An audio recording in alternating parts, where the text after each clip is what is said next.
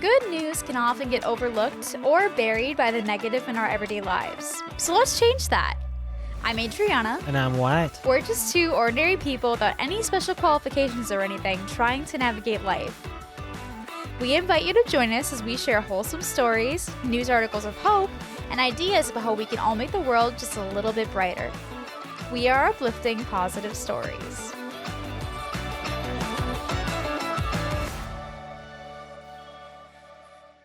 Welcome back to another episode of Uplifting Positive Stories. Thanks for joining us, everybody. Trick or treat? Treat? Treat it is for this episode. Halloween themed. Oh my god. Wholesome Halloween Part 2 or whatever we're calling it this year. Yeah. Almost Halloween. Not quite Halloween yet. It's like a week and a half out. So I think. Don't quote me on that, actually. We're batch recording these, so it's early October for us right now. Yeah, we're starting to get in the Halloween spirit. It's fun. I'm super excited. Gonna probably carve some pumpkins and do some Halloween-y things coming up here. Probably something like that. Yeah. So today I've got some really fun Halloween stories that I've collected. I found some really good ones and some really good news articles that are Halloween-y too. So that's kind of fun. So we're gonna just roll right into them. Let's go. So our first one here is from the subreddit Benign Existence, and it is titled Running Joke Between Me and the Neighborhood Kids. Here we go. When I was a teenager, my dad insisted that I stay home on Halloween because he was going out of town and didn't want my mom opening the door for lots of strangers by herself at night. I was royally ticked off at first. I couldn't appreciate how significant passing out candy to the trick-or-treaters was to my mom at an age where Halloween just meant parties. As a passive resistance to the situation, I was determined to make it fun for myself and not for anyone else. Oh, geez. I taped a couple long rectangular sheets of white butcher paper together to either side of me and said I was a stick of gum. I only gave out plain chewing breath gum. By the end of the night, I totally understood why my mom enjoyed passing out candy so much. The budding start of my career in education, haha. And I felt terrible about the stunt. The next year, I dressed up in a regular costume with plenty of candy. The kids were upset. They said, I thought you'd do something weird again, like the gum thing. So, the next year, I got an orange shirt and some orange face paint and said I was an orange. I handed out oranges. Simpler times, you didn't have to give out only pre-wrapped items. That'd be kind of expensive. Like if you're handing out like just oranges, that's more expensive maybe it was than like candy. those little halos. Who knows? Oh, maybe. But if it's oranges, that's definitely more expensive than candy. My mom got in on the fun by only giving out candy with orange wrappers even. Now it's a running joke in the neighborhood and a bit of a mythos for kids born later than I started doing this, that my house always has a quirky surprise. One year, I dressed up as a crayon and gave out packs of crayons. One year, I was a doctor and I gave out Band-Aids, etc. This year, I found a ranch dressing bottle costume at Walmart, and I'm going to give out food court-style packets of ranch. I cherish these little insider moments with the kids in my community. Isn't that awesome? I kind of want to do that. I love I'm just so scared of it worked in that case because it was clear they liked it and they wanted more of it. I'm scared of doing it and have our neighborhood be like, what is wrong with you? Get all angry and upset about it. It's only funny to me, and I want it to be funny for everybody else, But it's true. I don't know why, but as a kid, it was always super exciting when you got something unique that was very different. I remember we'd get sometimes they give out cool pencils and a little pack with cool erasers and stuff, and I was always this is awesome. Look what I got. Even though the candy was great, I don't know why. It was just because it was unique. And so kids crave that uniqueness, that experience. Yeah. You get candy from any house, Yeah, but that's the quirky house. I think that's so funny that he felt so bad and was like, I have to go regular candy this year and make up for my last year. And they're like, oh, well, this is kind of boring. I don't like when you were chewing gum. Yeah, I liked it better when you were a piece of gum. It's so funny. I just love it. Kids are funny. It'd be funny if they were chewing gum and they had this character of just chewing gum as they walk up. Here you go, kids. God. I don't know, the nonchalant kind of yeah, just straight face. Here you go, as you're chewing gum. That's kind of how I pictured him too, with the ranch bottle costume, just completely straight face, handing out packets of ranch. I doubt he did the first year because the first year he was just being bitter. Yeah, he just didn't want to do it. I bet if he did it again, he'd do something more like that. Yeah. think it's hilarious. It was a he, right? I guess I Yeah, I wasn't. think so. Okay. I guess it didn't say, but I think so. They, whoever they are, you know.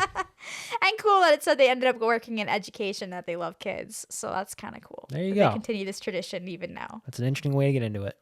Yeah. All right. So this next story actually comes from the subreddit One Topic at a Time. I'd never heard of it. Is it And a teaching related? the title one? is Wholesome Halloween. I don't know. So this story says, a little girl came up to my door dressed as a shark, and I gave her M&Ms, and she said, "Thank you, I love you." And her mom said, "You're supposed to say Happy Halloween." And the little girl said, "She gave me Nem-Nems. I love her." She gave me Nem-Nems. M&Ms. Yeah. Nem-Nems. I think it's adorable. How old is the kid? Must have been little. That's cute. I love when little kids mispronounce things, and that's just how they call it. Like, my brother thought escalators were called alligators. Like, stuff like that. The kids just mispronounce. It's super stupid. Yeah, I know, like, ever since, we found we were pregnant and stuff, that, like, our most of our reels now, like, our algorithm long ago figured out that we're expecting a child. And so that's a lot of our reels are pregnancy related or parenthood related and stuff. And there's, like, a couple that I've seen recently that were, like, them mourning the loss of their son, like saying the word yellow as lello or whatever. And, like, they're actually, like, sad, like, no, he said yellow. What? Correctly. Not lello. So you have to sweet when they mispronounce it. Exactly. All right, on to our next story here. So this one comes from the subreddit Halloween, and it is titled "Booing: Wholesome Halloweeny Doorbell Ditching." So here we go. Okay. Growing up, we had something called booing. It's where you make a treat and print out a ghost and go to your neighbors, leave it on their steps, and doorbell ditch them with the treat. There's also a little paper that explains it. They then take a copy of the ghost, hang it in their window, and then take the ghost and goodies to someone else. You're not supposed to know who it was that booed you. Does anyone else do this? It's always been associated with my church for me. I've gotten booing kits off of Etsy, so I know we're not the only ones. As a kid, it was so much fun to have the anticipation of getting booed. The doorbell would ring in the evening, and we'd be thrilled to find a treat. And making or buying a treat, then going and doing the booing thing with my brothers was seriously a highlight of the season. COVID kind of put the brakes on it in my neighborhood, but I took things into my own hands when I noticed that no ghosts were up.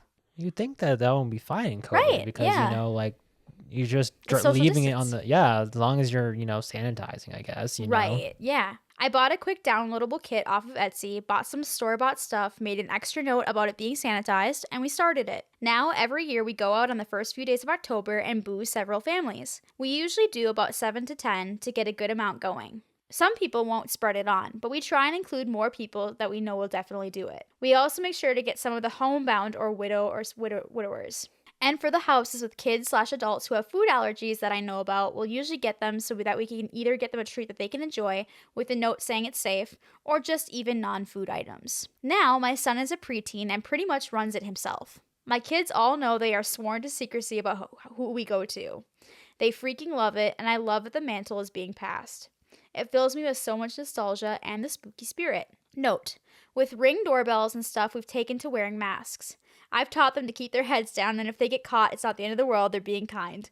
And we only go to houses that we know who lives there. Obviously, anyone with any kind of no trespassing or we shoot first, then call 911 signs, they're just going to miss out. Yeah. Or the ones that are like, trespassers will be shot, survivors will be shot twice. I've been in a couple of those for work. Not getting booed. I think I kind of remember this being a thing when we were kids. I kind of vaguely remember the like cutout ghost and like that. I don't know. Maybe I'm imagining this, but I kind of vaguely remember that being a thing. Maybe we got booed at one time. Maybe that was a thing in my neighborhood. I don't know. This is better than the boo I was picturing, which is just people pointing, going boo. Okay. This is better. All right then. I was picturing from Princess Bride, where it's like boo, boo. Remember the part I'm talking about? Yes. Anyways, my mind randomly goes to. That's cute though. Yeah, it's a cool idea. Kind of a neat kind of thing to do some do-gooding in the month of October.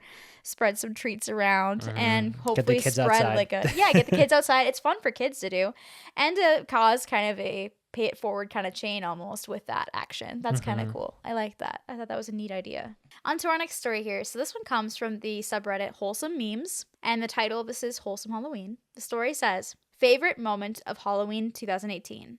Older man opens the door to the kids trick-or-treating, looks inside Kaya's bucket and says, "Oh wow, someone gave you a full-size Snickers? Those are the best ones." Kaya, would you like it? And as we walked away, I could see through the blinds a 65-year-old man sitting down on his couch, unpeeling a full-size Snicker bar like a banana, with a giant grin on his face. Isn't that sweet? Short and sweet, but I liked it a lot. I thought that was really cute. A nice example of generosity. Yeah. Because the man definitely could buy his own Snickers bar. But it made him happy to get a full-size Snicker bar. Very sweet. All right, on to some news articles here. So these all came from bbc.com, and they had some really just good ones throughout the years of really positive Halloween stories. So this first one here is titled Spooky Display to Raise Money in Memory of a Friend. So a family was started off by having like a huge display of Halloween decorations. They would go all out with lights, water displays, a smoke machine, models of skeletons, spiders, and other spooky creatures. And one year somebody was like, hey, where's the collection box? Kind of like jokingly. And they were like, hey, actually we could do that and like build our collection of stuff, and then use the collection box money to raise money for different charities. And so they started doing that every year. So they have a huge just yard display of Halloween stuff, which is fun for kids. And then they have an optional collection box people can put money in, and they raise money. So they've done it for other things in the past, such as last year, this was in 2024, I believe, so 2023, they collected money for a dementia charity. And then this year, one of their friends had passed away from bowel cancer, and so they were raising money for Bowel Cancer UK to help eradicate help with this horrible disease in honor of their friend. So this is kind of a thing they do every year, and they pick a different charity, and that's what they do. So it's cool for the Halloween people that are going trick-or-treating, and it's awesome that they raise money for charity. Mm-hmm. Yeah, I thought that was really cool. Win-win for everybody. Yeah, exactly. I thought it was really cool. Mm-hmm. And going off of this, I saw some other stories, this is a thing to mention. I saw other Reddit stories about people that put out huge Halloween displays and put lots of stuff in their yards and stuff, and how they would post on threads being like, here's my wholesome Halloween stories. I had trick-or-treaters come up to me and tell me that they really appreciated me putting effort in every year, and that gives me the go ahead to keep going every year, because sometimes it's like, is anyone even enjoying all this effort I'm putting in to putting up all these decorations and taking them all down? So if you see a really cool house that has a lot of awesome decorations and they're clearly putting in a lot of effort to make it really cool for the kids, maybe say something, compliment it when you go out there with your kids to do trick-or-treating or whatever, or if you're a neighbor, because it just helps to keep that like, okay, cool, I'll keep that Halloween spirit alive and keep going and keep putting those up. Because I know that for us, like, we don't usually put up much at all really, but we have some neighbors that do, that have some really cool displays. This year they have like a dragon in their yard. Yeah, I was gonna say the one down the road from us. Like they have a lot of big ones, like a big dragon, a headless horseman. The headless horseman one's pretty cool. It's cool, and every year it grows. Ones. Like there's more and more every year. It's a big yard. So they have a lot of real estate to work with in terms of the big items. Yeah, and it's super cool, and it just makes the block feel more Halloween-y, and it's just fun because otherwise, it's Halloween and kids are going out trick-or-treating and there's not much decorations. It just kind of isn't as fun, Mm-hmm. So if you see that and you happen to be passing by and they're outside or whatever, or you see them, maybe say something and be like, hey, that's really cool. You do that every year. You see something, say something. But in a different but in context. a positive way. Positive context. Yes. All right, on to our next one here. So this one also, like I said, comes from BBC. And it is titled, My Neighbors Learned to Sign for My Deaf Child. Mm-hmm. So this was following a family where the daughter was deaf. Her name is Ada. I think it's Ada. And she only knows British. She's only able to communicate through British Sign Language. And so all of her neighbors on their street in Malvern learned how to speak British Sign Language for her so that they could communicate with her when she goes out trick-or-treating. Was kind of the big thing that they were trying to do it for. And then they would put BSL-friendly household stickers in their windows so they knew that so that when they went trick-or-treating, they would know which neighbors knew how to speak BSL. This street had learned BSL as part of Cadbury and the National Deaf Children's Society's Sign with Fingers campaign. So there was a campaign to try to learn BSL for people. And the neighborhood decided to do that for this little kid. So Ada's mom was quoted in this article saying, if people make that bit of effort and put those stickers on their windows, we know that we can knock on those doors and someone will be on the other side who can sign. One of their neighbors, named William Stavert, who is also deaf and uses BSL, said that he remembered a time when the language was rarely used. To quote him, he says, when I was very young, sign language wasn't even allowed. You had to try to learn to lip read, and when I was 6, there was very limited sign languages available.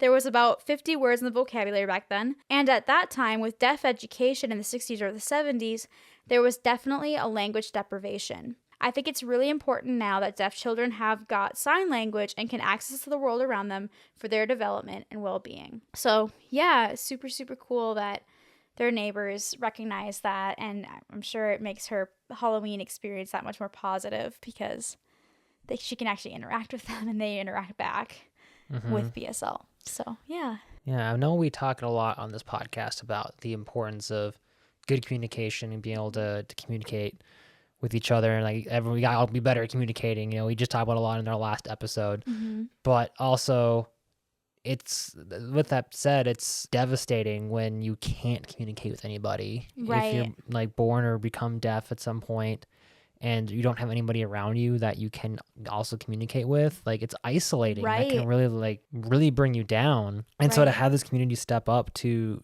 learn, right, to be able to communicate so they're not feeling isolated. I mean, obviously, we don't know yet if our kid's going to be deaf or not. It's very possible. And I know a little bit of sign language, not enough to carry me full through besides an introduction and maybe a couple questions here and there. But I'd hope that people in their lives would, make an effort. Like our family would also hopefully try to learn sign language and stuff, and maybe our neighborhood as well. I don't know. Like that's something that I would hope would be the case so that our kid isn't like completely isolated, unable to communicate with the rest of the world. Yeah, 100%. Because you definitely can't assume that they're going to be able to lip read. Right. That's an incredibly difficult skill. It's impressive when they do it. Yeah. But that's a high Especially expectation. for a little kid, though. That's really hard. And another point, too, that I've seen in other articles that I was reading is that not everybody is great at having understanding, that not all kids are the same, obviously. And so there's obviously like learning disabilities. There's things like this where they literally they can't speak. They can only do British Sign Language. And sometimes people are so stuck in like, hey, you're supposed to say trick or treat, or I don't give you candy, or hey, you have to say thank you when I give you the candy, or I'm going to make a comment that you're being rude.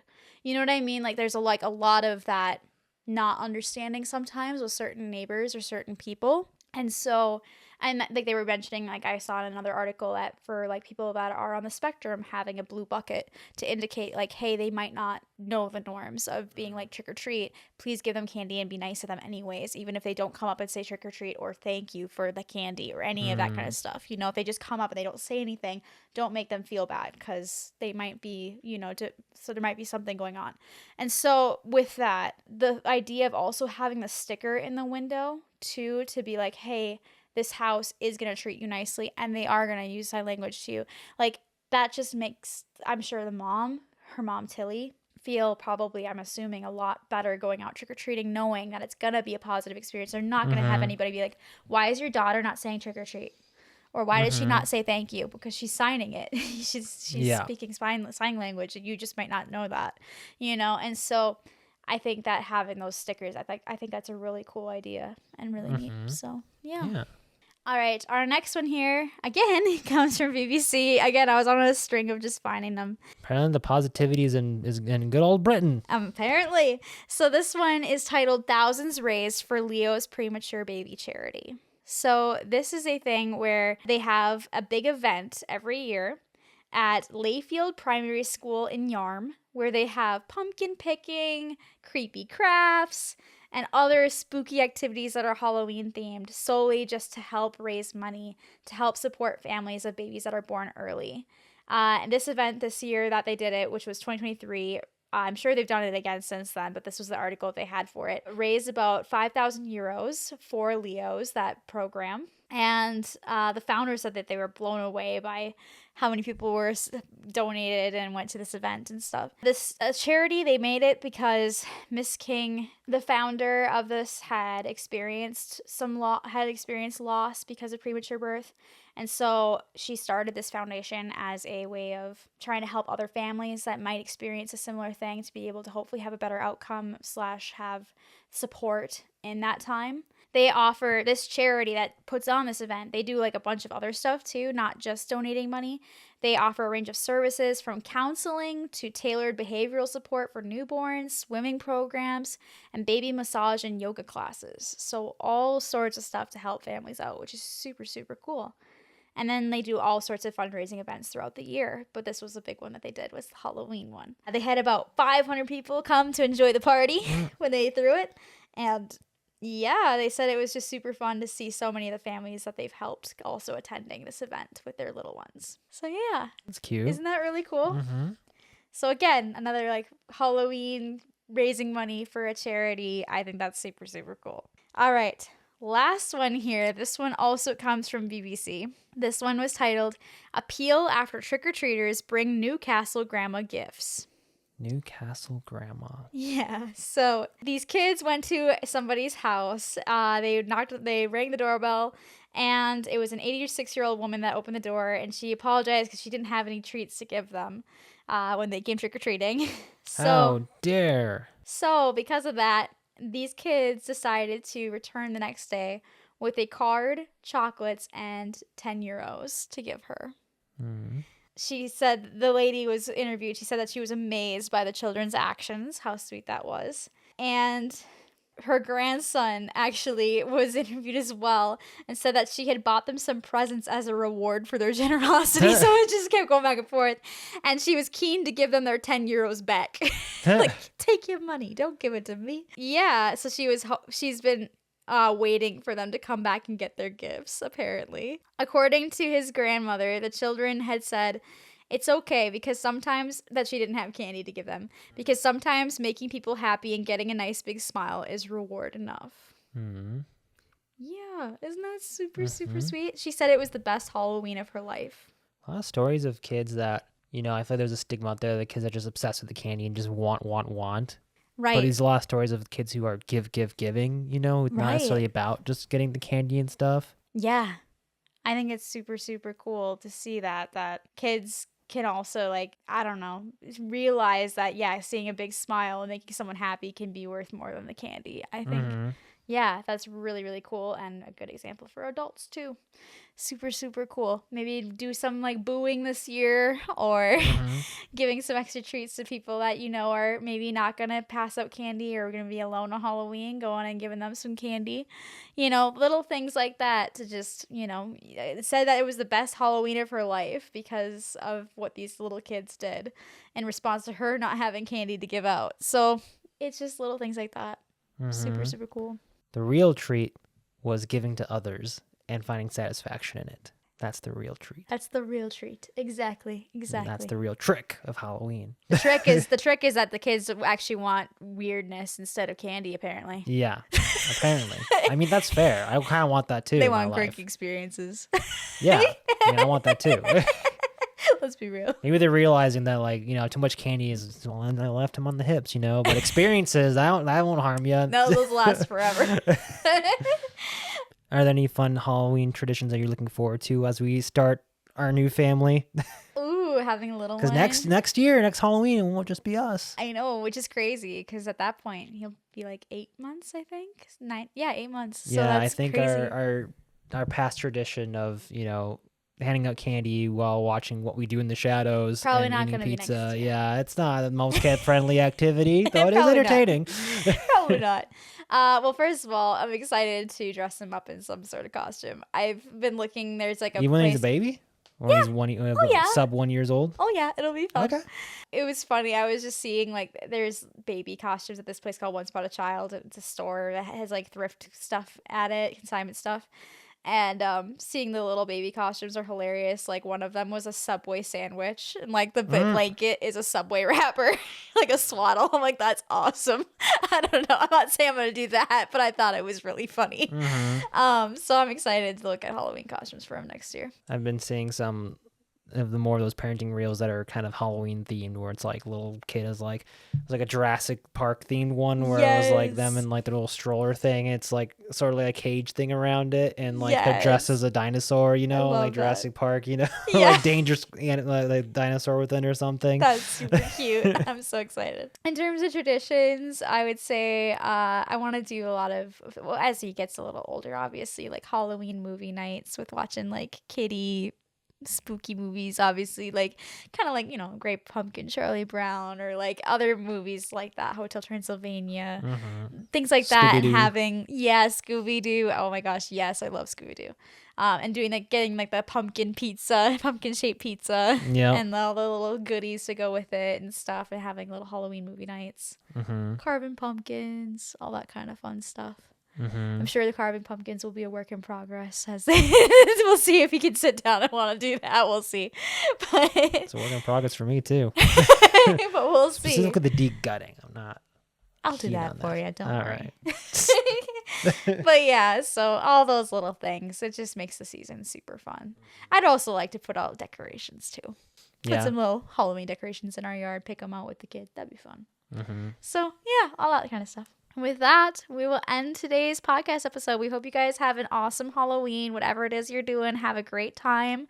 And do it safely. Yes, and be safe. Tune in a couple weeks from now. We're having a full episode called "Aw Shucks, That's Wholesome," where it's literally just a bunch of random stories that I found that I was like, I have to share this. I just don't know where it belongs. So it's just wholesome. That's the whole theme. So it's sort of like an orphanage. Of just amazing stories. And I was like, I just want to share it because it made me like, aw. So yeah. That's the episode. If you have any wholesome stories that you'd like to share, we'd love to put them on this podcast. You can send them to us at upliftingpositivestories@gmail.com. And if you're watching on YouTube, please hit that like and subscribe button or leave a comment. And if you're enjoying the show on Apple Podcasts, Spotify, or wherever, please leave us a review. Like, we'd love to have this show grow. That'd be awesome. Thanks so much for joining us, and we hope you guys have a great Halloween and a great rest of your week. And stay positive.